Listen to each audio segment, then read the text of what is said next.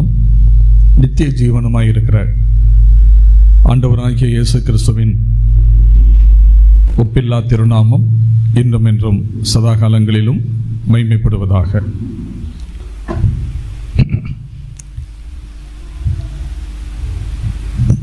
நம்முடைய இந்த நாளில் மூன்றாவது செய்தியை முன்னிட்டு இப்பொழுது நாம் இங்கே அமர்ந்திருக்கிறோம். இந்த செய்தி நேரத்தை ஆண்டவர் நமக்கு பிரயோஜனம் உள்ளதாக மாற்றி தருவாராக. அப்போஸ்தலனாகிய பேதுரு எழுதின நிருபத்திலிருந்து நாம் தொடர்ந்து சிந்திக்கலாம் என்று சொன்னேன். அதை பற்றிய முதல் செய்தியில் பேதுருவின் நிருபத்தை பற்றி, பேதுரு இந்த நிருபத்தை எழுதுகின்ற சந்தர்ப்ப சூழ்நிலையை பற்றி, இந்த நிருபத்தினுடைய ஒரு தனிப்பட்ட விசேஷம் என்ன என்பதை பற்றி நாம் சிந்தித்து கொண்டிருந்தோம். அதிலிருந்தும் நம்முடைய ஆவிக்குரிய வாழ்க்கைக்கு தேவையான ஆலோசனைகளை பெற்றுக்கொள்ள ஆண்டவர் நமக்கு உதவி செய்தார். இப்பொழுது நாம் தொடர்ந்து பேதுருவின் நிருபத்திலிருந்து சிந்திப்போம். இந்த நிருபத்திற்குள்ளே நாம் கடந்து செல்வோம். பொதுவாக வேதாகமத்தில் உள்ள எந்த புத்தகத்தையும் நாம் படிக்கும்போது அந்த புத்தகத்தை நாம் பகுப்பாய்வு செய்து படிப்பதற்காக பல்வேறு முறைகளை தேவ மனிதர்கள் கையாளுகிறார்கள். ஒரு புத்தகத்தில் அடிக்கடி வரக்கூடிய ஒரு சொற்றொடர் இருக்குமேயானால் அந்த சொல்லை வைத்து அந்த புத்தகத்தை, அது சுவிசேஷங்களோ அப்போஸ்தல நடவடிக்கைகளோ நிருபங்களோ, அதை மையமாக வைத்து அதை பகுத்து சிந்திப்பது உண்டு. சில வேளைகளில் ஏதாவது ஒரு வசனம் அந்த புத்தகத்திற்கான திறவுகோலாக இருக்கும். அதை வைத்து அந்த புத்தகத்தை பகுப்பாய்வு செய்து படிப்பது உண்டு. இப்படி பல முறைகளை நாம் கையாள முடியும். அதில் பேதுருவினுடைய நிருபத்தை படிப்பதற்கும் ஒரு முறை இருக்கிறது. அது இப்படித்தான் என்றில்லை. இப்போ நீங்கள் பேதுருவினுடைய நிருபத்தை வாசிக்கிறீர்கள், தியானிக்கிறீர்கள், படிக்கிறீர்கள் என்றால் உங்களுடைய சிந்தனையை கவர்ந்த ஏதாவது ஒரு விஷயம் அதில் அழுத்தம் பெறலாம். அப்போ நீங்கள் என்ன செய்வீர்கள்? அந்த கருத்தை மையமாக வைத்து பேதுருவினுடைய நிருபத்தை பகுப்பாய்வு செய்து படிப்பீர்கள். அதுபோல பேதுருவின் நிருபத்தை படிப்பதற்கு ஒரு சிறிய ஒரு பகுத்து படிப்பதற்கான ஒரு முயற்சி. அது என்னவென்றால், அந்த நிருபத்திலே பிரியமானவர்களே என்ற அந்த வார்த்தை, அழைப்பு 2 முறை வருவதை பார்க்கலாம். பேதுருவினுடைய முதல் நிருபத்தில் பிரியமானவர்களே என்ற அந்த வார்த்தை 2 முறை வருவதை நாம் பார்க்கலாம். முதலாவது வருகிற இடம் 2ஆம் அதிகாரம் 11வது வசனம். அதில் நாம் என்ன வாசிக்கிறோம்? பிரியமானவர்களே, அந்நியர்களும் பரதேசிகளுமாய் இருக்கிற நீங்கள் ஆத்துமாவுக்கு விரோதமாய் போர் செய்கிற மாம்ச இச்சைகளை விட்டு விலகி அப்படின்னு வாசிக்கிறோம். அந்த இடத்துல பிரியமானவர்களே என்ற அழைப்போடு அந்த வசனம் ஆரம்பமாகிறது. அதற்கு அடுத்தாற்போல பிரியமானவர்களே என்கின்ற வார்த்தை வருவது 4ஆம் அதிகாரத்தின் 12வது வசனத்தில். அந்த வசனத்தை பாருங்கள். பிரியமானவர்களே, உங்களை சோதிக்கும்படி உங்கள் நடுவில் பற்றி எரிகிற அக்கினியை குறித்து ஏதோ புதுமையென்று திகையாமல் கிறிஸ்துவின் மகிமை வெளிப்படும் போது நீங்கள் களிகூர்ந்து மகிழும்படியாக அவருடைய பாடுகளுக்கு நீங்கள் பங்காளிகளானதால் சந்தோஷப்படுங்கள் அப்படின்னு தொடர்ந்து அந்த பகுதி போகிறது. அதில் 12வது வசனம் பிரியமானவர்களே என்று ஆரம்பிக்கிறது. எனவே பிரியமானவர்களே என்ற அந்த சொல்லானது இந்த நிருபத்தில் 2 முறை வருகிறபடியினால் அதை மையமாக வைத்து இந்த பேதுருவின் முதல் நிருபத்தை 3 பகுதிகளாக நாம் பிரித்து படிக்கலாம். 3 பகுதிகளாக பிரித்து படிக்கலாம். எப்படி என்றால், 1ஆம் அதிகாரத்தின் முதல் வசனத்திலிருந்து 2ஆம் அதிகாரத்தின் 10வது வசனம் வரை ஒரு பகுதி. பின்னர் பிரியமானவர்களே என்று 11வது வசனம் ஆரம்பமாகிறது. 11வது வசனத்திலிருந்து 4ஆம் அதிகாரத்தின் 11வது வசனம் வரை 2வது பகுதியாக நாம் சிந்திக்கலாம். கிட்டத்தட்ட அந்த 4ஆம் அதிகாரத்தின் 11வது வசனத்தை வாசிக்கும் போதே அந்த நிருபம் ஒரு முடிவுக்கு வருவதை போல அந்த முடிவு வருவதை நீங்கள் பார்க்க முடியும். பாருங்கள், ஒருவன் போதித்தால் தேவனுடைய வாக்கியங்களின்படி போதிக்க கடவன்.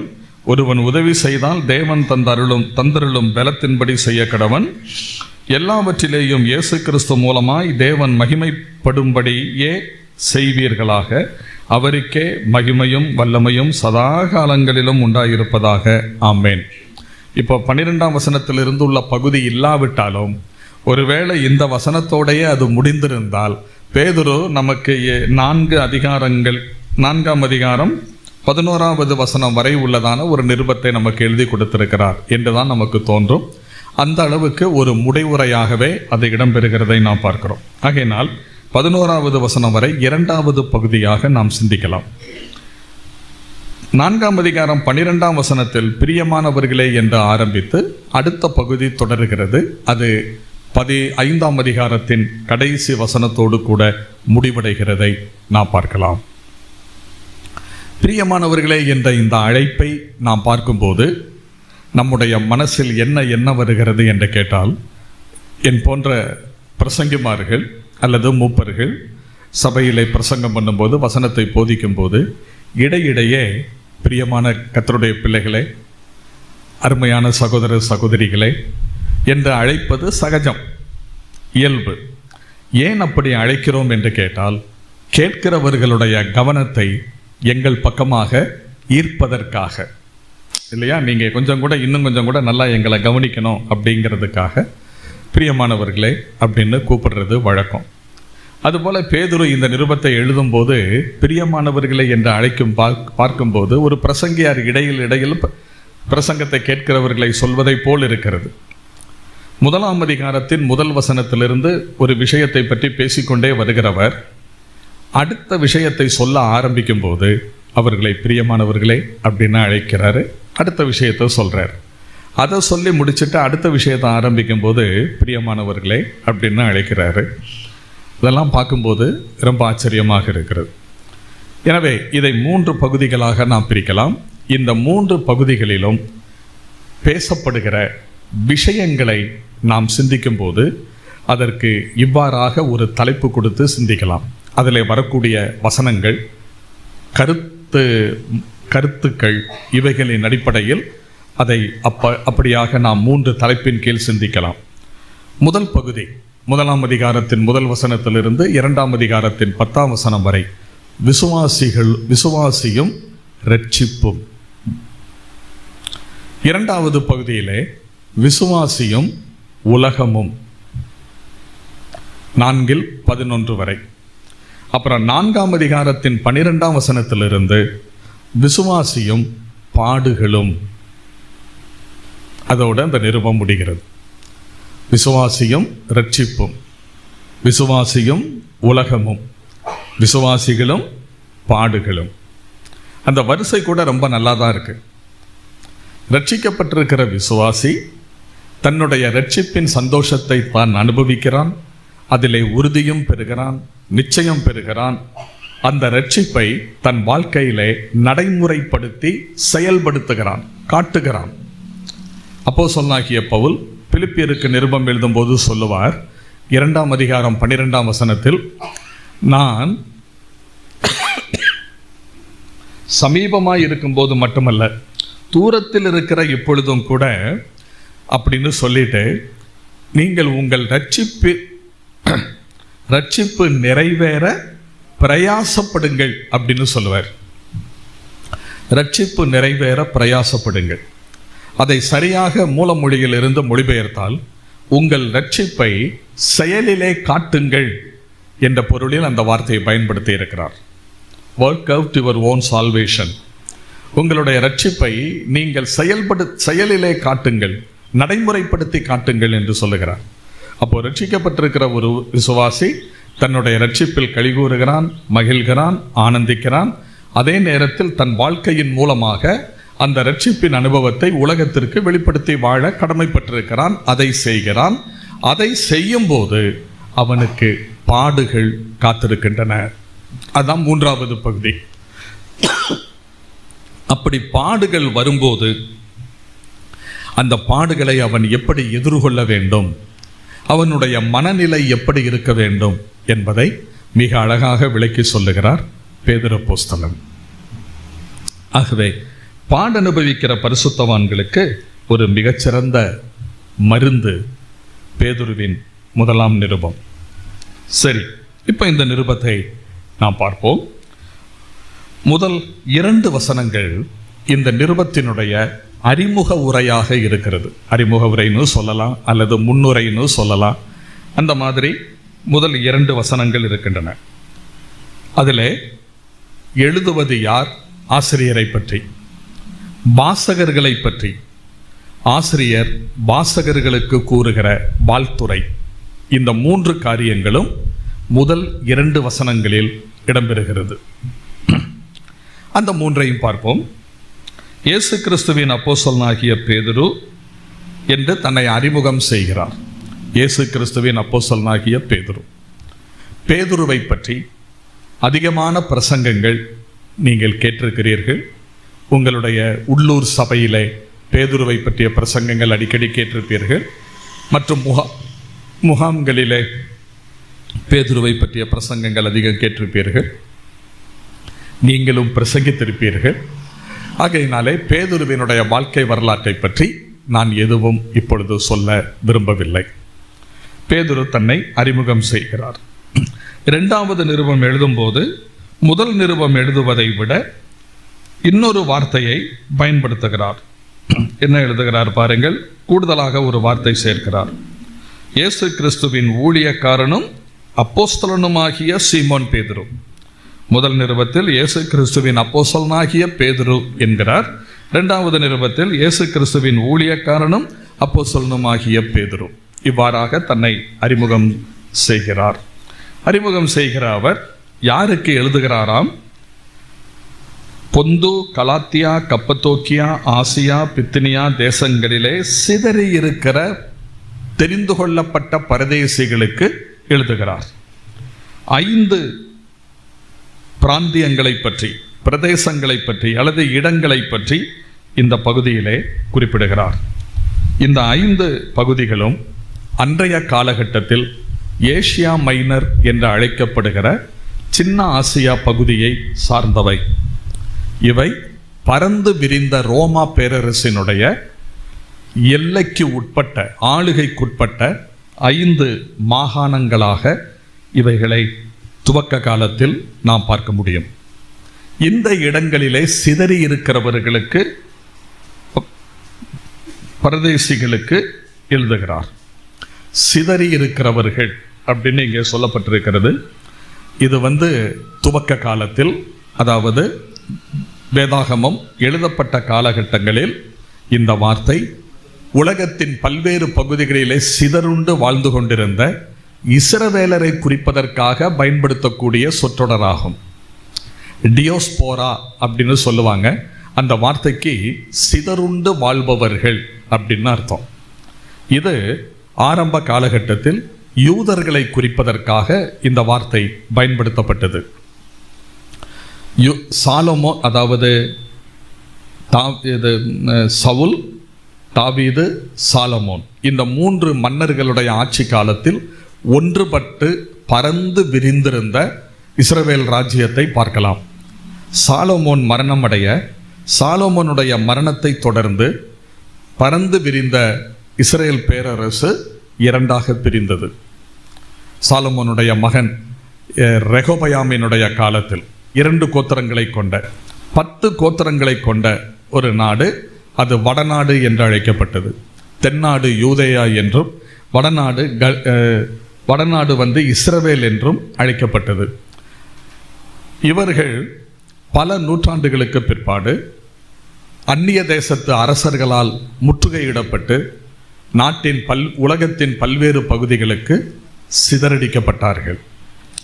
கிமு 722 அசீரிய மன்னன் இந்த வடநாட்டின் மீது படையெடுத்து அவர்களை சிறைப்படுத்தி தங்களுடைய தேசத்தில் கொண்டு போய் பல இடங்களில் குடியமர்த்தினான். அதற்கு பதிலாக அங்கிருந்து மக்களை இங்கே குடியேற்றினான். பிற்காலத்தில் அவர்கள் தான் சமாரியர்கள். அதற்கப்புறமாக கிமு 606 நேபுகாத்நேச்சார், பாபிலோன் அரசன் படையெடுத்து யூதர்களை பாபிலோனுக்கு சிறைப்படுத்தி கொண்டு போனான். அன்று முதல் யூதர்கள் உலகத்தின் பல்வேறு பகுதிகளில் சிதறுண்டு வாழ்ந்த காரணத்தினால் அவர்களுக்கு பொதுவாக வழக்கத்தில் ஒரு பெயர் வந்தது, சிதறடிக்கப்பட்டவர்கள், சிதறுண்டு வாழ்கிறவர்கள். அப்ப இந்த இடத்துல இன்னொரு விஷயத்தை கவனிக்க வேண்டும். இப்படிப்பட்ட சிதறுண்டு வாழ்கின்ற மக்களுக்காக, அவர்கள் நடுவில் உள்ள விசுவாசிகளுக்காக யாக்கோபு ஒரு நிருபத்தை எழுதினார். யாக்கோபினுடைய நிருபம் 1 அதிகாரம் 1 வசனத்தை நீங்கள் வாசித்து பார்த்தால் இந்த உண்மை தெரிய வரும். யாக்கோபு 1:1 என்ன வாசிக்கிறோம்? தேவனுக்கும் கர்த்தராகிய இயேசு கிறிஸ்துவுக்கும் ஊழியக்காரனாகிய யாக்கோபு சிதறி இருக்கிற 12 கோத்திரங்களுக்கும் வாழ்த்துதல் சொல்லி எழுதுகிறதாவது அப்படின்னு சொல்றார். அப்போ சிதறுண்டு வாழ்கிற 12 கோத்திரங்களுக்கும் அப்படின்னு சொல்றார். அப்ப அதுல இருந்து யாக்கோபு தம்முடைய நிருபத்தை முழுக்க யூத பின்னணியை கொண்ட கிறிஸ்தவர்களுக்கு, விசுவாசிகளுக்கு எழுதுகிறார். அவர்கள் பல்வேறு பகுதிகளில் சிதறி வாழ்கிறவர்கள். அதே போல பேதுரு அப்போஸ்தலனும் பல்வேறு பிரதேசங்களில் சிதறி வாழ்கிற யூதர்கள், அவர்களிலிருந்து ரட்சிக்கப்பட்டு வந்த யூத பின்னணியை கொண்ட விசுவாசிகள், அதிலே புறஜாதியாரும் உண்டு. அவர்களுக்கு இந்த நிருபத்தை அவர் எழுதுகிறார். ஆக சிதறி இருக்கிறவர்கள் என்பது நேரடி பொருள் இஸ்ரவேலரை குறிக்கும். அதே நேரத்தில் எந்த நிருபமும் தனிப்பட்ட யூதர்களுக்காக மட்டும் எழுதப்படாமல் கிறிஸ்தவர்களுக்காக, அது யூதர்களாக இருந்தாலும் யூத பின்னணியிலிருந்து ரட்சிக்கப்பட்டு வந்த கிறிஸ்தவர்களுக்காக எழுதப்பட்டிருக்கிறது. ஆகையினாலே இந்த சிதறுண்டு வாழ்கிறவர்கள் என்ற வார்த்தை நமக்கும் பொருந்தும். எனவே அப்படிப்பட்டவர்களுக்கு பேதுரு அப்போஸ்தலன் இந்த நிருபத்தை எழுதுகிறார். அதிலே விசுவாசிகளை பற்றி அவர் சில குறிப்புகளை சொல்லுகிறார். பாருங்கள். பிதாவாகிய தேவனுடைய முன்னறிவின்படியே ஆவியானவரின் பரிசுத்தமாக்குதலினாலே கீழ்ப்படிதலுக்கும் இயேசு கிறிஸ்துவினுடைய இரத்தம் தெளிக்கப்படுதலுக்கும் தெரிந்து கொள்ளப்பட்ட பரதேசிகளுக்கு எழுதுகிறதாவது, கிருபையும் சமாதானமும் உங்களுக்கு பெருக கடவது என்று கூறுகிறார்.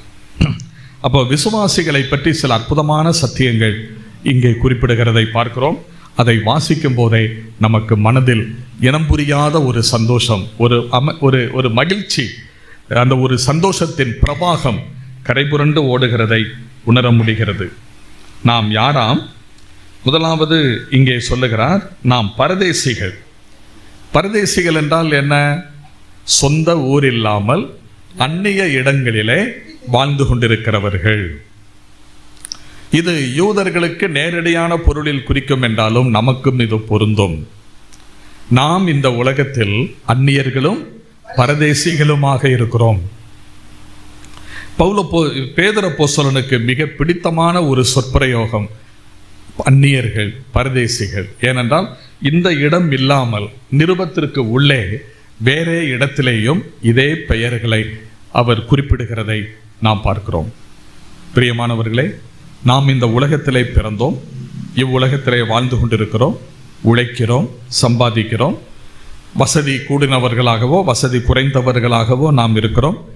எப்படியானாலும் ஒரு விஷயம் மட்டும் உண்மை, நாம் இந்த உலகத்துக்குரியவர்கள் அல்ல. நாம் இந்த உலகத்திலே நிரந்தரமானவர்கள் அல்ல.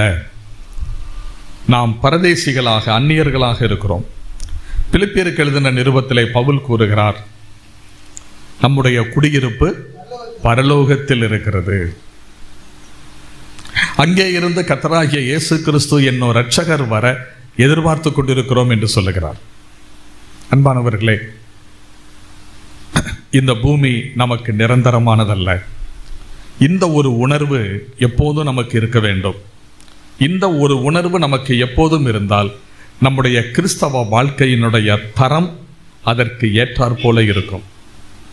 சில வேளைகளில் எத்தனையோ 1000 வருடங்கள் இந்த உலகத்தை நாம் கட்டி ஆளப்போவதைப் போல உலக பிரகாரமான சின்ன சின்ன விஷயங்களுக்காக சண்டை போடுகிறோம், விட்டு கொடுக்க மனதில்லாமல் போராடுகிறோம், சொந்த குடும்பத்துக்குள்ளேயே சண்டை போடுகிறோம்.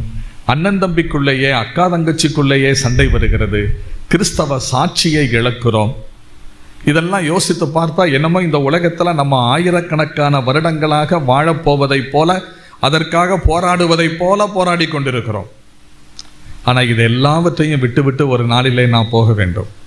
வாழ்கின்ற வாழ்நாட்காலம் மிக கொஞ்சமாக இருக்கிறதுனாலே அழிந்து போகக்கூடிய இந்த உலக காரியங்களுக்காக நம்முடைய சாட்சியை ஏன் இழக்க வேண்டும்? மற்றவர்களுடைய மனசை ஏன் புண்படுத்த வேண்டும்? கூடுமானவரை மற்றவர்களை நம்முடைய இந்த பொருள்களினாலே ஆதாயப்படுத்துவதற்கல்லவா நாம் கடமைப்பட்டிருக்கிறோம். அதுதானே வேதம் நமக்கு சொல்லுகிறது. ஆனால் பாருங்கள், இந்த தற்காலிகமான பரதேச வாழ்க்கையை அப்படியே இருட்டடிப்பு செய்துவிட்டு இந்த உலகத்தில் என்னமோ ஆயிரக்கணக்கான வருடங்களாக மிக செல்வ செருக்கோடு வாழ்வதற்கு, தீர்க்க ஆயுசோடு வாழ்வதற்கு ஆண்டவர் நம்மை அழைத்திருப்பதைப் போல அண்மை கால பிரசங்கங்கள் கிறிஸ்தவ மேடைகளிலே முழங்குகிறதை பார்க்கலாம். செழிப்பு உபதேசம் என்ற பெயரிலே அது மிகப்பெரிய பாதிப்பை கிறிஸ்தவத்திற்கு ஏற்படுத்தி கொண்டிருக்கிறது. அத்தகைய போதனைகளுக்கு நாம் விலகி இருக்க வேண்டியது அவசியம். சரி, பரதேசிகளுக்கு எழுதுகிறார் என்று சொல்லுகிறார் அல்லவா? எப்படிப்பட்டவர்களாம் அவர்கள்? தேவனால் தெரிந்து கொள்ளப்பட்டவர்கள். எதன் அடிப்படையிலே தெரிந்து கொள்ளப்பட்டவர்கள்? அதே 2ஆம் வசனத்தில் சொல்லுகிறார், பிதாவாகிய தேவனுடைய முன்னறிவின் படியே.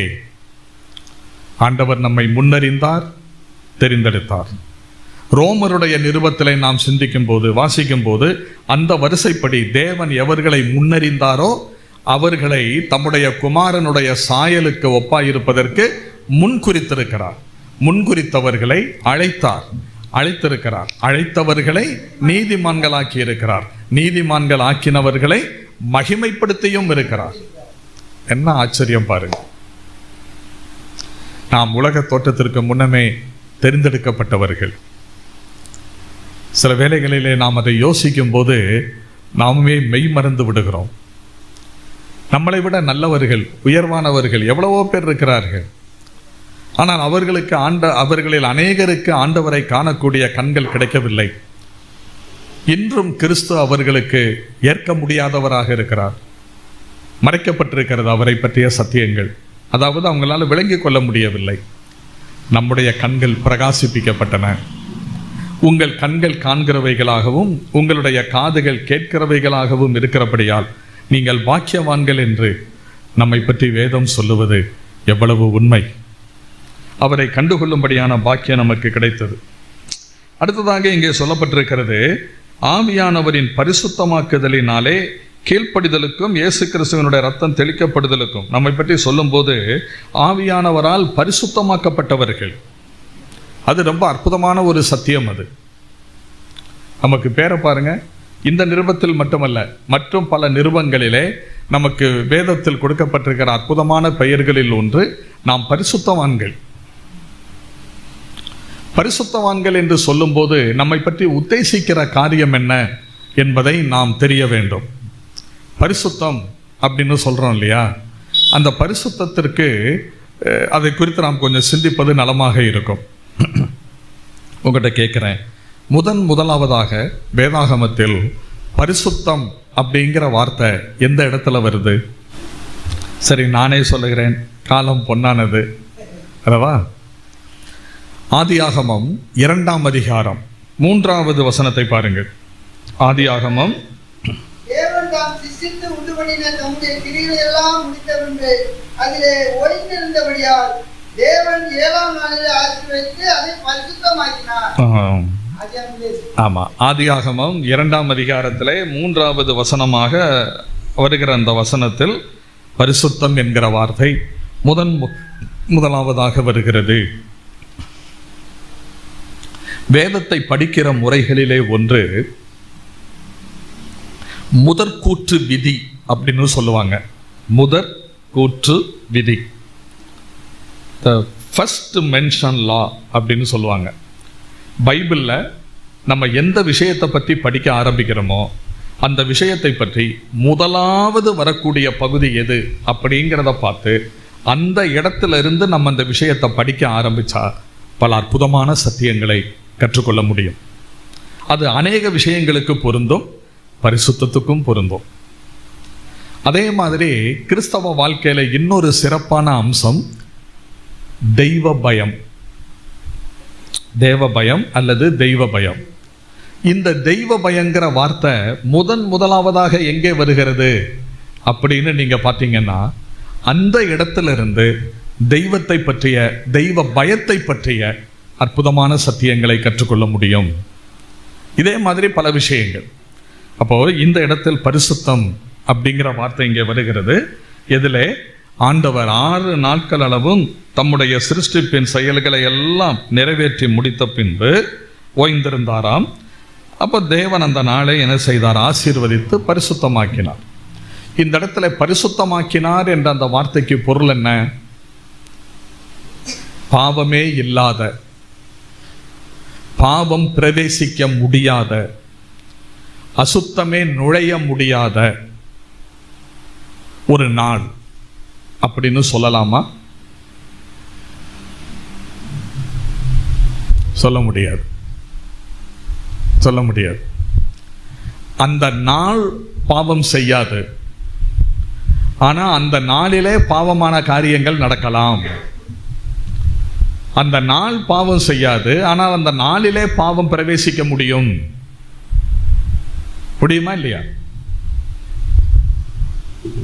அப்போ பரிசுத்தம் என்ற அந்த வார்த்தையை பார்க்கும்போது, பாவமே இல்லாத, பாவமே நுழைய முடியாத, பாவமே பிரவேசிக்க முடியாத, செய்ய முடியாத ஒரு நிலைமை, அப்படி அர்த்தம் எடுக்க முடியாது. அப்படியானால் அந்த இடத்துல பரிசுத்தமாக்கினார் என்ற வார்த்தையினுடைய பொருள் என்ன? ஏனைய நாட்களில் இருந்து அந்த நாட்களை ஆண்டவர் என்ன செய்தார்? விசேஷப்படுத்தினார், அதை பிரித்தெடுத்தார், அதை சிறப்பித்தார் அப்படின்னு அந்த வார்த்தைக்கு பொருள் சொல்லலாம். அப்போ பரிசுத்தம் என்ற அந்த வார்த்தைக்கு ஒரு அர்த்தம் சிறப்பித்தல், மேன்மைப்படுத்துதல், பிரித்தெடுத்தல் என்ற அந்த வார்த்தைகள் எல்லாம் அதற்கு பொருந்தும். இதை அப்படியே நமக்கு கொண்டு வாருங்கள். நாம் பரிசுத்தவான்களாகும்படி அழைக்கப்பட்டவர்கள் அப்படின்னு சொல்லும்போது, பாவமே செய்ய முடியாதவர்கள், செய்ய இயலாதவர்கள் என்ற பொருள் அல்ல. வேதம் சொல்லுகிறது, நம்மில் பாவம் இல்லை என்போமானால் நாம் நம்மை நாமே வஞ்சிக்கிறவர்களாயிருப்போம், சத்தியம் நமக்குள் இராது. அப்போ நமக்குள் பாவம் இருக்கிறது. நாம் எப்படி கிறிஸ்தவ வாழ்க்கை வெற்றிகரமாக வாழ்வதற்கு என்ன போராட்டத்தை சகித்து கொண்டிருக்கிறோம் என்று அவரவர்களுக்கு தெரியும். கிட்டத்தட்ட கிறிஸ்தவ வாழ்க்கை என்பது ஒரு மல்லு கட்டுகிற வாழ்க்கை தான், மல்லயுத்த வாழ்க்கை தான். ஒரு விசுவாசிக்கு 3 விதமான எதிரிகள் இருக்கிறதை பார்க்கலாம். ஒன்று பிசாசு, இன்னொன்று எதிரி உலகம், இன்னொன்று மாமிசம். உலகம், மாமிசம், பிசாசு, இந்த 3ம் விசுவாசிகளோடு நிரந்தரமாக போராடி கொண்டிருக்கின்ற எதிரிகள். இந்த எதிரிகளோடு நாம் போராட வேண்டும். இல்லைங்க, நான் என்னைக்கு ஆண்டவரை ஏற்றுக்கொண்டு ரட்சிக்கப்பட்டனோ அந்த நிமிஷத்திலிருந்து நான் பூரண பரிசுத்தமாயிட்டேன், அந்த பாவ சிந்தனை, அந்த எண்ணம் கூட எனக்கு வர்றதே இல்லை அப்படின்னு யாரும் சொல்ல முடியாது. அப்போஸ்தலனாகிய பவுல் தன்னுடைய சொந்த அனுபவத்தை சொல்லும் போதே சொல்றாரு, போராடி கொண்டிருக்கிறார். நான் விரும்புகிற நன்மையை செய்யாமல் விரும்பாத தீமையே செய்கிறேன், எனக்குள் இருக்கிற பாவமே அப்படி என்னை செய்ய வைக்கிறது சொல்றாரா இல்லையா? கொரிந்தியருக்கு எழுதின நிருபத்திலே சொல்லும் போது சொல்லுகிறார், பிரசங்கிக்கிற நானே ஆகாதவனாய் போகாதபடிக்கு என் சரீரத்தை ஒடுக்கி கீழ்ப்படுத்துகிறேன் என்று சொல்லுகிறார். அப்போ அவருக்கும் அந்த போராட்டம் இருக்கத்தான் செய்கிறது. இப்போ இன்றைக்கு ஞானஸ்நானம் எடுத்திருக்கிறீர்கள், நிச்சயமாக உங்களுக்கு பாவ போராட்டம் வரும். ஆனால் அதை ஜெயிக்க முடியும். ஜெயிப்பதற்கு, வெற்றி வாழ்க்கை வாழ்வதற்கு நமக்கு என்னென்ன வசதிகள் செய்து கொடுக்க வேண்டுமோ ஆண்டவர் அத்தனையும் நமக்கு செய்து கொடுத்து விட்டு நீ வெற்றிகரமாக வாழ வேண்டும் என்று சொல்லுகிறார். நான் உன்னை ரட்சித்துட்டேன், நீ என்ன பாடுபடுவியோ, எப்படி போராடுவியோ, எப்படி ஜெயிப்பியோ எனக்கு தெரியாது, ஜெயிச்சுட்டு அங்கே வந்துரு, முடிஞ்சா அங்கே வந்து பார்க்கலாம் பரலோகத்தில் இப்படின்னு சொல்லிட்டு ஆண்டவர் போயிருந்தால் நம்ம யாரும் போக முடியாது. அதுக்கு பதிலாக நம்மை அங்கே கொண்டு போய் சேர்க்கிற வரையிலும் உள்ளதான நம்முடைய வாழ்க்கையின் முழு பொறுப்பையும் அவர் எடுத்துக்கொள்கிறார். வெற்றி வாழ்க்கை வாழ வேண்டும், அதற்கு தேவையானது நமக்கு என்னென்னவோ அதெல்லாம் செய்து கொடுத்திருக்கிறார். இந்த போராட்டத்தில் பயன்படுத்துவதற்கான ஆயுதங்களையும் தந்திருக்கிறார் இல்லையா? நம்மை பலப்படுத்துவதற்கு பரிசுத்த ஆவியானவரை நமக்கு தந்திருக்கிறார், வேத வசனத்தை தந்திருக்கிறார். இவைகளை எல்லாம் நாம் பயன்படுத்தி பரிசுத்தமாக வாழ வேண்டியது அவசியம். சரி, இருக்கட்டும். அப்போ அந்த இடத்தில் நாம் பரிசுத்தமாக்கப்பட்டவர்கள் அப்படின்னு சொல்லும்போது பாவமே நுழைய முடியாதவர்கள் என்ற பொருள் அல்ல. தேவனுக்கென்று பிரித்தெடுக்கப்பட்டவர்கள், தேவனுக்கென்று பிரித்தெடுக்கப்பட்டவர்கள். பழைய ஏற்பாட்டு காலத்தில் நீங்கள் வாசித்து பார்த்தால் சில பொருட்கள், சில இடங்கள், சில மனிதர்கள் தேவனுக்கென்று பிரித்தெடுக்கப்பட்டவர்கள். அந்த அர்த்தத்தில் பரிசுத்தமானது அப்படின்னு சொல்லப்பட்டிருக்கிறத பார்க்கலாம். இப்போ ஆசரிப்பு கூடாரத்தினுடைய பனிமுட்டுகள் கர்த்தருக்கு பரிசுத்தமானது அப்படின்னு எழுதப்பட்டிருக்கும். அர்த்தம் என்ன? தேவனுடைய உபயோகத்திற்காக பிரித்தெடுக்கப்பட்டது பட்டவை அப்படின்னு அர்த்தம். முதற் பேரான எந்த ஆண் பிள்ளையும் கர்த்தருக்கு பரிசுத்தமானது அப்படின்னு எழுதப்பட்டிருக்கிறது. அர்த்தம் கர்த்தருக்கென்று ஒப்புவிக்கப்பட்டவர்கள் அப்படின்னு அர்த்தம். அவருக்காக பிரித்தெடுக்கப்பட்டவர்கள். பிரியமானவர்களே, நாம் பரிசுத்தமாக்கப்பட்டவர்கள் என்று சொல்லும்போது தேவன் நம்மை அவருக்கென்று பிரித்தெடுத்திருக்கிறார். அவருக்கென்று பிரித்தெடுத்து நம்மை விசேஷப்படுத்தி அவருக்கு சொந்தமாக்கி இருக்கிறார். அப்போ நம்முடைய வாழ்க்கையினுடைய முழு லட்சியமும் முழு நோக்கமும் அவரை பிரியப்படுத்துவதாக மட்டுமே இருக்க வேண்டும். பரிசுத்தம் என்கின்ற அந்த சொல் எந்தெந்த அர்த்தங்களிலெல்லாம் வேதத்தில் பயன்படுத்தப்பட்டிருக்கிறது அப்படிங்கிறதுக்கு 1-2 உதாரணங்களை சொல்லுகிறேன் பாருங்கள். அப்போது நீங்கள் புரிந்து கொள்வீர்கள். உதாரணமாக, ஆண்டவர் தம்முடைய சீசர்கள் ஒரு முறை ஆண்டவரை பார்த்து, ஆண்டவரே, நாங்கள் ஜெபம் பண்ணுவதற்கு எங்களுக்கு சொல்லித்தாரும், கற்றுத்தாரும்னு கேட்டாங்களா? அப்போ ஆண்டவர் அவங்களுக்கு என்ன செய்தாரு? ஜெபம் பண்ணுறதுக்கு ஒரு எடுத்துக்காட்டான ஜெபத்தை சொல்லி கொடுத்தாரு. நீங்கள் ஜெபம் பண்ண வேண்டிய விதமாவது அப்படின்னு சொல்றாரு. அந்த வார்த்தையை கூட நீங்கள் நல்லா கவனிக்கணும். நீங்கள் ஜெபிக்க வேண்டிய ஜெபமாவது அப்படி சொல்லல.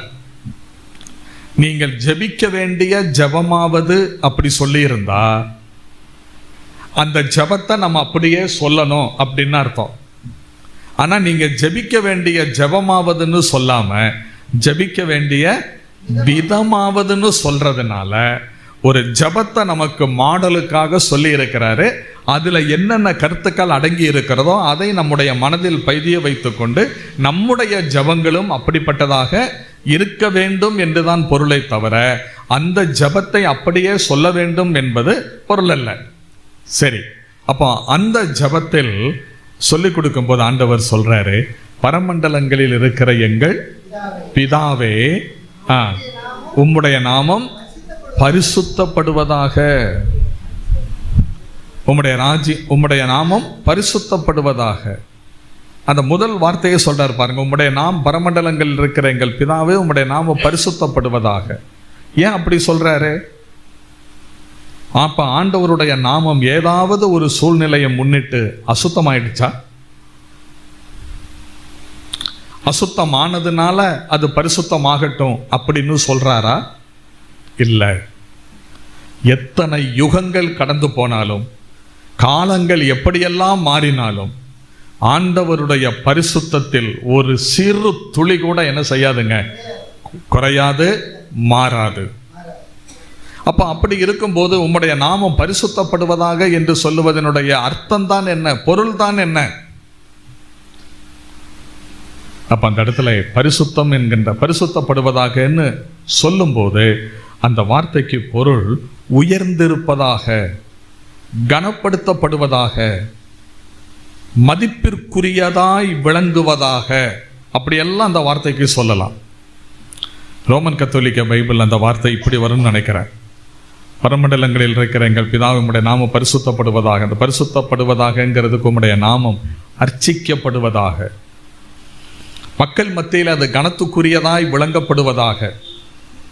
அப்போ பரிசுத்தம் என்கின்ற வார்த்தைக்கு உயர்த்துதல், மேன்மைப்படுத்துதல், கனப்படுத்துதல் என்ற பொருள் அடங்கி இருக்கிறது. அப்ப நம்மை பரிசுத்தவான்கள் அப்படின்னு சொல்லும்போது இந்த அர்த்தமும் நமக்கு பொருந்தும். நாம் அக்கிரமங்களினாலும் பாவங்களினாலும் மரித்தவர்களாயிருந்தோம். தேவன் நம்மை உயிர்ப்பித்தார். உன்னதங்களில் அவரோடு கூட உட்கார வைத்திருக்கிறார். நம்மை உயர்த்தி இருக்கிறார். அது எவ்வளவு சிறப்பான காரியம்.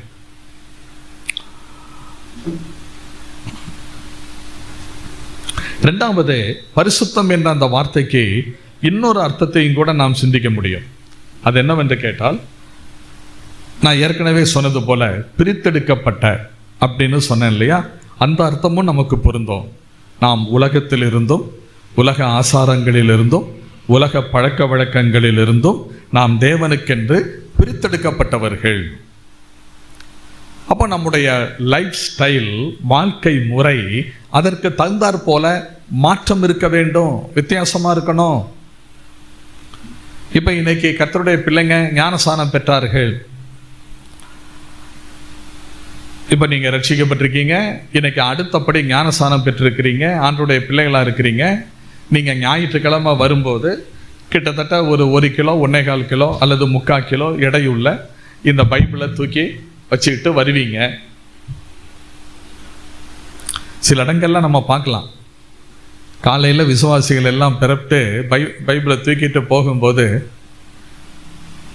இவனுக்கு வேண்டியது தான் அப்படி சொல்லுவாங்க.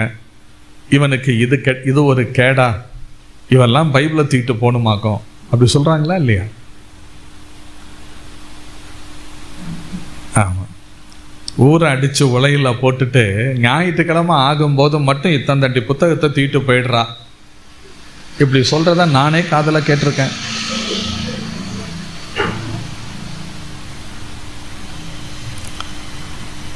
அப்போ உலகம் நம்மளை என்ன செய்யுதுங்க, உற்று பார்க்குது. அப்போ நம்முடைய வாழ்க்கை முறையில என்ன இருக்கணுங்க, வித்தியாசம் இருக்கணும். நாம் பிரித்தெடுக்கப்பட்டவர்கள் அப்படிங்கிறத உலகத்துக்கு வெளிப்படுத்தணும். மூன்றாவது, பரிசுத்தங்கிற வார்த்தைக்கு இன்னொரு அர்த்தம் இருக்கு. அது என்ன? லூக்கா நற்செய்தி நூலிலே அந்த அர்த்தத்தை நாம் பார்க்க முடியும். லூக்கா 2ஆம் அதிகாரம். ஆண்டவரை குழந்தையாக இருக்கும்போது தேவாலயத்திற்கு கொண்டு செல்லுவார்கள். அந்த கொண்டு செல்லுகிற சந்தர்ப்பத்தை பற்றி எழுதும்போது ஒரு வார்த்தை வரும் பாருங்க. லூக்கா 2:23 3வது வசனம். முதற்பேரான எந்த ஆண் பிள்ளையும் கர்த்தருக்கு பரிசுத்தமானது எண்ணப்படும் என்று கர்த்தருடைய நியாயப்பிரமாணத்தில் எழுதியிருக்கிறபடி அவரை கர்த்தருக்கென்று ஒப்பு கொடுக்கவும். பார்த்தீங்களா? முதற்பேரான எந்த ஆண் பிள்ளையும் கர்த்தருக்கு பரிசுத்தமானது என்று எழுதியிருக்கிறபடி அவருக்கு ஒப்பு கொடுக்கவும்.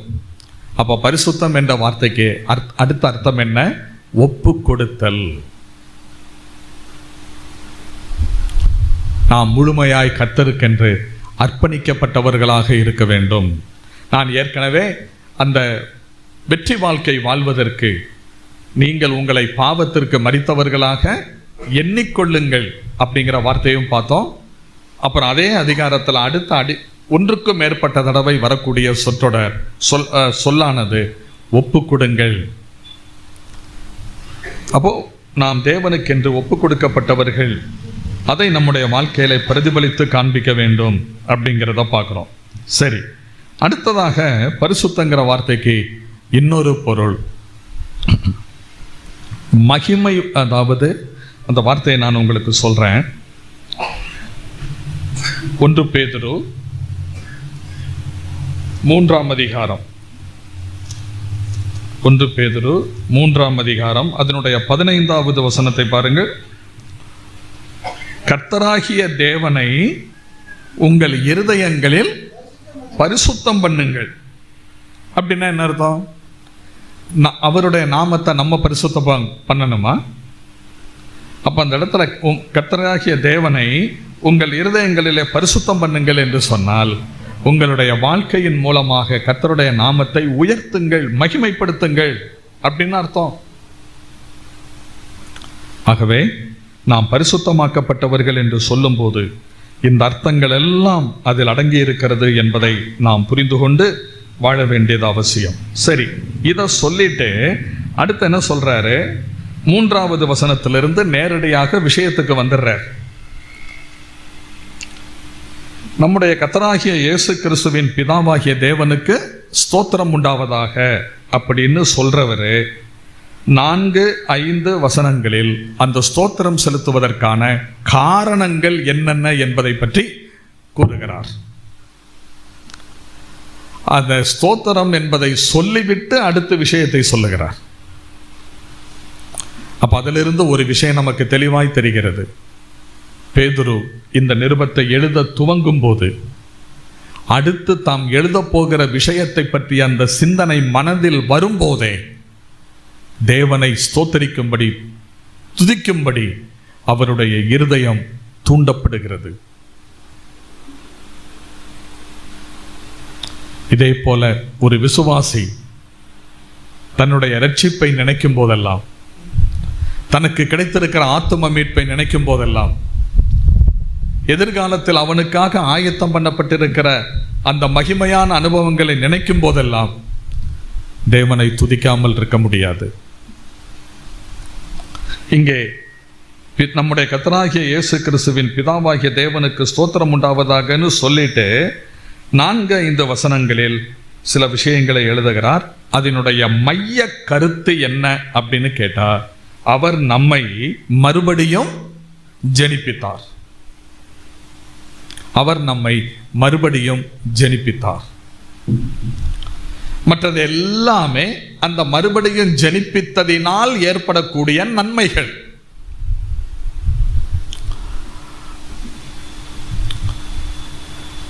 மறுபடியும் ஜெனிப்பித்தார் அல்லது மறுபடியும் பிறப்பித்தார் அப்படின்னு சொல்றேனே, மறுபடியும் ஜெனிப்பித்தல் என்றால் என்ன அர்த்தம்? மறுபிறப்பு என்றால் என்ன அர்த்தம்? அதை கொஞ்சம் நம்ம புரிய வேண்டியது அவசியம். ஒரு சின்ன உதாரணத்தின் மூலமாக நான் அதை உங்களுக்கு சொல்லுகிறேன். ஆண்டவருடைய படைப்பில் பலதரப்பட்ட படைப்புகள் இருக்கின்றன. ஆகாயத்தில் பறப்பவை, நீரிலே வாழ்பவை, நிலத்திலே வாழ்பவை, அசை போடுபவை, அசை போடாதவை, அப்படி நிறைய உயிரினங்கள் இருக்கின்றன. இதுல நீர் வாழும் இனங்கள்ல ஒன்று ஒரு மீன். ஒரு நல்ல மீனை பிடித்து கொண்டு மீன் பிடிக்கிறதுக்காக போயிருக்கிறோம். அடிக்கடி நம்ம மீன் பிடிச்சு பழக்கம் இருக்குது அப்படின்னு வச்சுக்கோங்க. ஒரு உதாரணத்துக்கு, அன்றைக்கு பார்க்க ஒரு விசேஷமான ஒரு மீன் ஒன்று அகப்பட்டுருச்சு கையில், வலையில். வாழ்க்கையில் இந்த மாதிரி ஒரு அழகான, வண்டர்ஃபுல்லான, எக்ஸலண்டான ஒரு மீனை நம்ம பார்த்ததே கிடையாது. அப்போ நம்ம மனசு சொல்லுது, சார் இதை அடித்து சாப்பிடக்கூடாது, வளர்ப்போம், நம்ம வீட்டுக்கு முன்னாடியே அலங்காரமாக இதை வளர்ப்போம்னு சொல்லிட்டு அந்த மீனை கொண்டு வந்து அந்த மீனுக்குன்னு எல்லா வசதிகளும் செஞ்சு கொடுத்து அதுக்குன்னு நல்லா ஒரு ஏர் கண்டிஷன் குளிரூட்டப்பட்ட ஒரு அறை ஒன்று ஒதுக்கி, அதே மாதிரி நல்ல ஒரு கர்லான் மெத்தையோ டூரோஃப்ளெக்ஸ் மெத்தையோ ஒன்று, ஒரு மினி மெத்தை ஒன்று வாங்கி போட்டு, அப்புறம் நல்ல ஒரு சோனி டிவி, எல்இடி டிவி ஒன்று வாங்கி வச்சு, ஸ்மார்ட் டிவி வாங்கி வச்சு, அது போர் அடிக்கும் போதெல்லாம் அதை பார்த்துக்கிடணும். அப்புறம் தேவையான அளவுக்கு அதுக்கு நல்லா அப்பப்போ சாப்பாடு கொடுத்துக்கிட்டே இருப்போம். இப்படியே அந்த குளிரூட்டப்பட்ட அந்த அறையில் அந்த மீனை வச்சு நம்ம வளர்க்குறோன்னு வச்சுக்கோங்க, எத்தனை வருஷம் உயிரோடு இருக்கும்?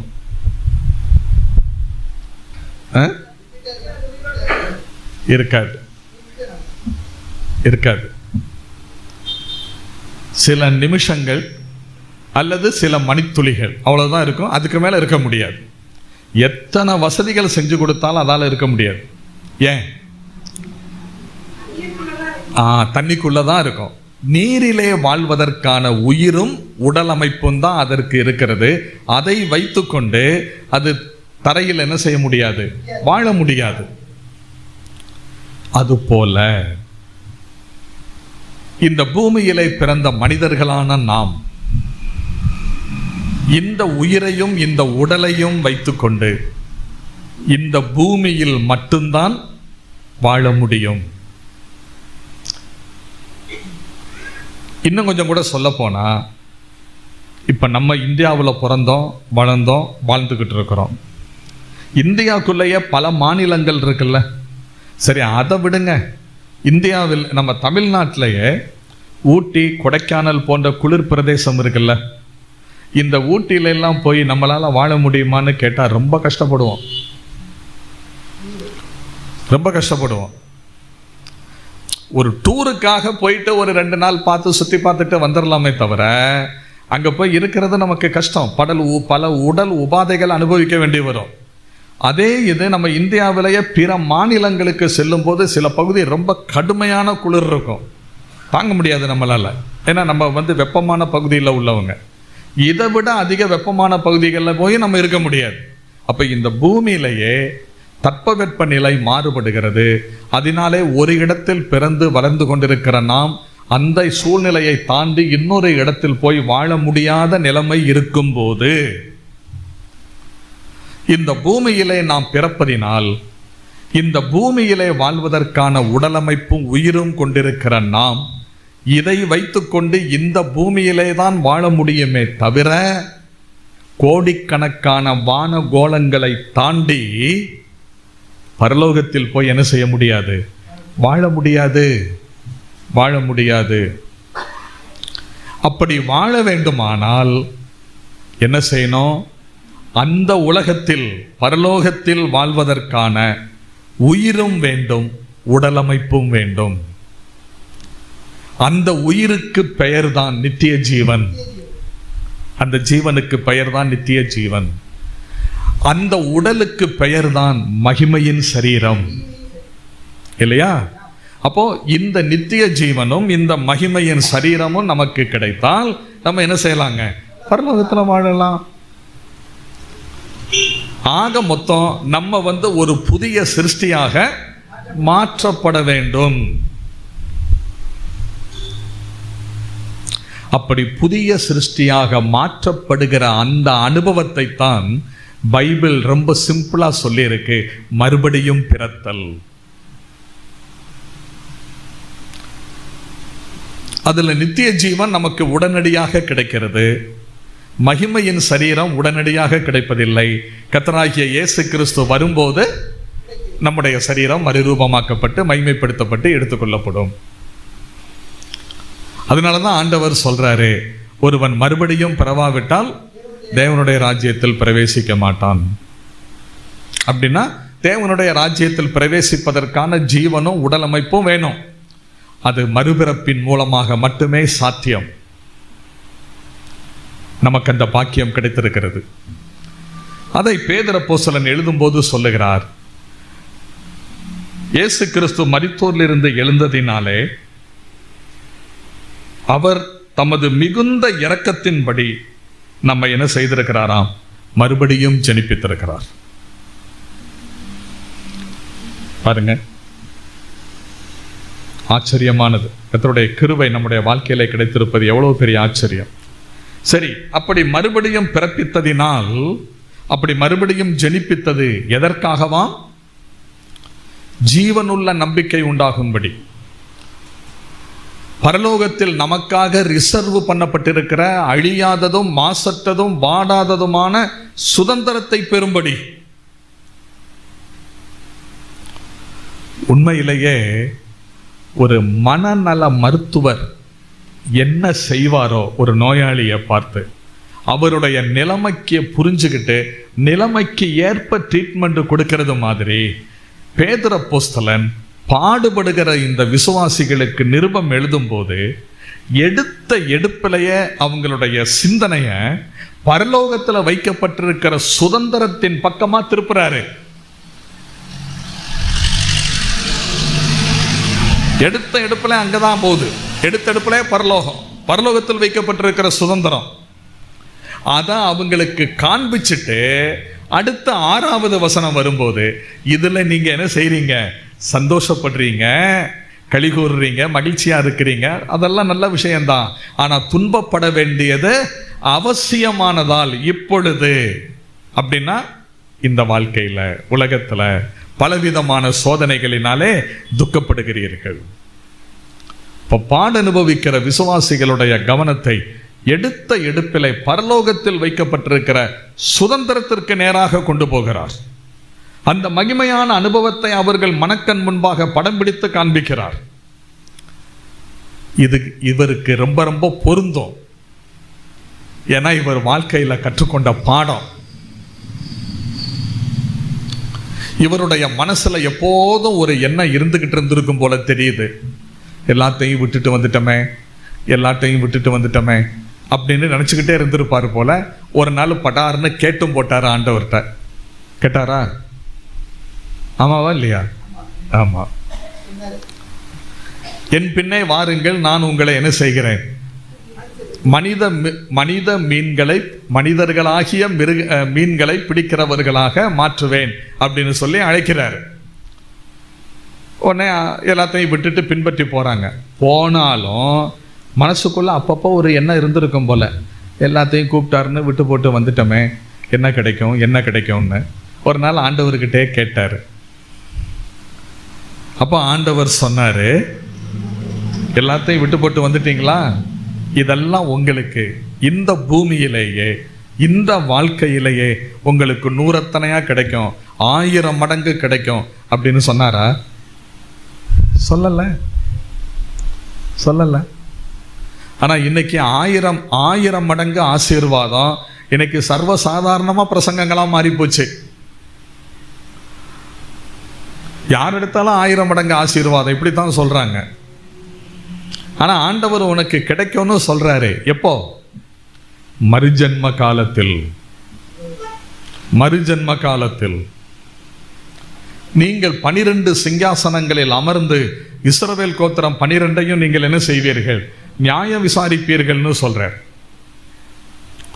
அப்ப அன்னைக்கு பேதுரு அப்போஸ்தலனுக்கு ஆண்டவர் சொன்ன பதில் மனசு அழுத்தமா பதிஞ்சிருச்சு. பூமியில இந்த வாழ்க்கையில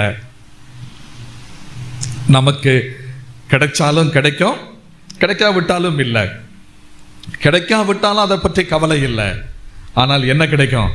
நித்தியத்தில் கிடைக்கும், மகிமையில் கிடைக்கும். அந்த நம்பிக்கை அவருடைய மனசுல பதிஞ்சதுனால இப்ப அவர் சொல்றாரு, பாட அனுபவிக்கிற அந்த விசுவாசிகளுக்கு எழுதும் போது அவங்களுடைய சிந்தனையை டக்குன்னு பரலோகத்தில் வைக்கப்பட்டிருக்கிற சுதந்திரத்திற்கு நேராக கொண்டு போகிறார். அதை நினைச்சு பாருங்கிறார். வாழ்க்கையில நம்ம எப்போதும் சந்தோஷமா இருக்கணும்னா, நம்பிக்கையோடு இருக்கணும்னா, மகிழ்ச்சியோடு இருக்கணும்னா மேலானவைகளையே சிந்தித்து கொண்டிருக்க வேண்டும். பவுல் அப்போஸ்தலன் தான் எழுதுறார், மேலானவைகளை நாடுங்கள், உயரத்தில் உள்ளதையே சிந்தித்து கொண்டிருங்கள் அப்படின்னு சொல்றார். பரலோகத்தை ஒப்பிட்டு பார்க்கணும். அதுல நமக்காக வைக்கப்பட்டிருக்கிற சுதந்திரத்தை எண்ணி பார்க்கணும். நமக்கு ஆண்டவருடைய வருகையை தொடர்ந்து கிடைக்கக்கூடிய மகிமையான அனுபவங்களை எண்ணி பார்க்கணும். அதை நாம யோசித்து பார்த்து இக்காலத்தில் அனுபவிக்கிற பாடுகளோடு ஒப்பிட்டால் இக்காலத்து பாடுகள் ஒண்ணுமே கிடையாது, ஒன்றும் கிடையாது. இதை பவுல் அப்போஸ்தலன் அடிக்கடி செய்வார். அதனாலதான் சொல்றாரு, இக்காலத்து பாடுகள் இனி வெளிப்பட போகும் மகிமைக்கு ஒப்பிடத்தக்கவைகள் அல்ல. இப்ப அனுபவிக்கிற கஷ்டங்களை, ஆண்டவரின் நிமித்தமா அனுபவிக்கிற பாடுகளை ஆண்டவருடைய வருகையில நாம் எடுத்துக்கொள்ளப்பட்ட பின் கிடைக்கக்கூடிய மகிமையான அனுபவங்களோடு ஒப்பிடவே முடியாது அப்படிங்கிறார். அந்த உபத்திரவத்திற்கு இன்னொரு பேர் சொல்வாரு பவுல், அதிசீக்கிரத்தில் நீங்கும் லேசான உபத்திரவம். அவர் அனுபவிச்ச பாடுகளை அவர் என்ன சொல்றாருங்க? லேசான உபத்திரவங்கிறாரு. அவர் அனுபவிச்ச பாடுகள் எப்படிங்கிறத 2 கொரிந்தியர் 11:23 முதல் உள்ள வசனங்கள்ல ஒரு பட்டியல் போட்டு காண்பிப்பார். அதை நீங்க போய் வீட்டில் போய் வாசித்து பாருங்க. அதுல நான் அவர் சொல்ற இடத்துல நம்ம பேரை வச்சுக்கிட்டு நம்மளை பத்தி சிந்திச்சு பார்ப்போம். அதுல எத்தனை கஷ்டங்களை நம்ம அனுபவிச்சிருக்கிறோன்னு. ஒன்றும் கிடையாது. அப்ப அவ்வளவு பாடுகளை அனுபவித்த அந்த தேவ மனிதன் சொல்றாரு, இதெல்லாம் அதி சீக்கிரத்தில் என்ன செய்யணும், நீங்கி விடக்கூடிய லேசான உபத்திரவம். ஆனா இது எதை கொண்டு வருமா? நித்திய கனமகிமையை கொண்டு வரும். அதை நினைச்சு இதை தைரியப்படுத்திக்கிடுறாரு. இதேதான் பேதுரு அப்போஸ்தலன் அந்த பாட அனுபவிக்கிற பொந்து, கலாத்தியா, கப்பத்தோக்கியா, ஆசியா, பித்தனியா தேசங்களில் சிதறி இருக்கிற தேவ பிள்ளைகளுக்கு எழுதும் போது அவங்களுடைய சிந்தனையை எடுப்பிலேயே பரலோகத்துக்கு கொண்டு போய் அந்த சுதந்திரத்தை விவரிச்சு காண்பிக்கிறார். என்ன அந்த சுதந்திரம்? அழியாதது, மாசற்றது, வாடாதது. அழியாதது, மாசற்றது, வாடாதது.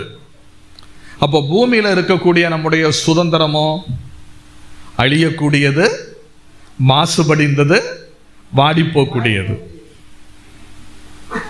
ஆனா அது அழியாதது, மாசற்றது, வாடாதது. அது என்னவா இருக்கலாம்? இப்படியெல்லாம் விவரிக்கிறாரே பேதுரு, அது என்னவா இருக்கலாம் அப்படிங்கிற கேள்வி வருது இல்லை? அது பரலோகத்தில் வைக்கப்பட்டிருக்குன்னு தானே சொல்லியிருக்கு. அப்ப அது என்னவா இருக்கலாம்? சரியா? அடுத்த செய்தியில நம்ம சிந்திப்போம். ஆண்டவர் உதவி செய்வார்.